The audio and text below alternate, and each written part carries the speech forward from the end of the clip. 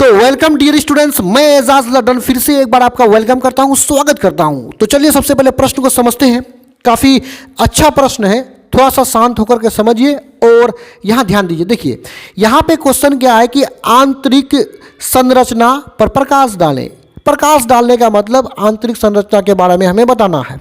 तो इसको समझने से पहले आइए इन दोनों शब्द को समझते हैं। आंतरिक का मतलब होता है अंदर का और संरचना का मतलब होता है बनावट। यानी हमारे देश के अंदर जो संरचना है, जो बनावट है, उसी को हम लोग आंतरिक संरचना कहेंगे।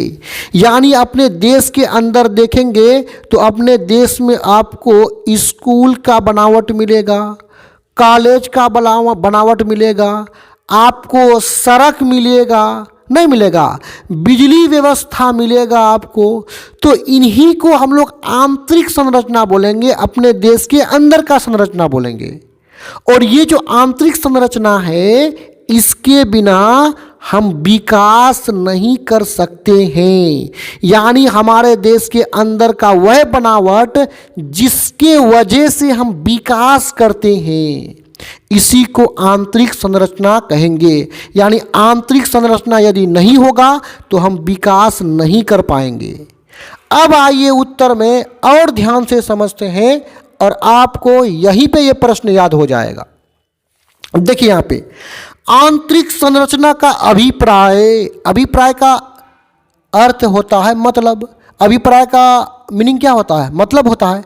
तो आंतरिक संरचना का अभिप्राय मतलब उन सुविधाओं तथा सेवाओं से है। ये सड़क देखे, बिजली देखे, स्कूल देखे, ये क्या है, हमारे लिए सुविधा है ना, सरकार दिया है ना, ये हमारे लिए क्या है, सेवा है ना। तो उन सुविधाओं तथा सेवाओं से है जो देश के आर्थिक विकास के लिए आवश्यक है। किसके लिए आवश्यक है, किसके लिए जरूरी है, आर्थिक विकास के लिए। देखिए आर्थिक का मतलब फिर से यहाँ मैं बताना चाहूँगा कि अर्थ का होता है, और अर्थ मतलब होता है रुपया पैसा। विकास का मतलब होता है तरक्की करना। यानी रुपये पैसे के दृष्टि से जब हम तरक्की करेंगे तो उसको आर्थिक विकास बोलेंगे। यानी हम अमीर तब बन सकते हैं जब ये सुविधाएं हमारे देश में हो, इनके बिना हम नहीं कर सकते हैं विकास।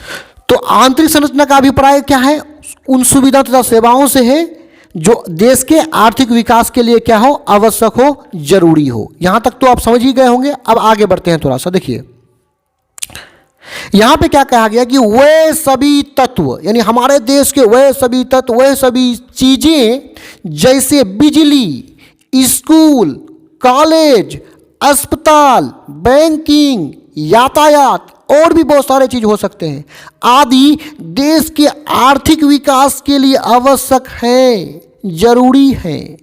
यानी यहां से यहां तक जो आपको बताए, बिजली, स्कूल, कॉलेज, अस्पताल, बैंकिंग, यातायात, क्या ये हमारे देश के आर्थिक विकास के लिए आवश्यक नहीं है? जी आवश्यक है। इसके बिना हम विकास नहीं कर सकते हैं, तरक्की नहीं कर सकते हैं। तो आगे कह रहा कि जिन्हें देश का आंतरिक संरचना कहा जाता है। यानी यही जो आप देखें, बिजली, स्कूल, कॉलेज, अस्पताल, बैंकिंग, यातायात और भी बहुत सारे अंदर की जो संरचना है, इसी को हम लोग क्या बोलेंगे, आंतरिक संरचना बोलेंगे। और इनके बिना हम विकास बिल्कुल भी नहीं कर सकते हैं। तो यहाँ पे ये वीडियो समाप्त होता है। मैं उम्मीद करता हूँ वीडियो आपको समझ में आया होगा। इस तरह के और भी वीडियोस को देखने के लिए आप हमारे चैनल के प्ले लिस्ट में जाकर के देख सकते हैं। धन्यवाद।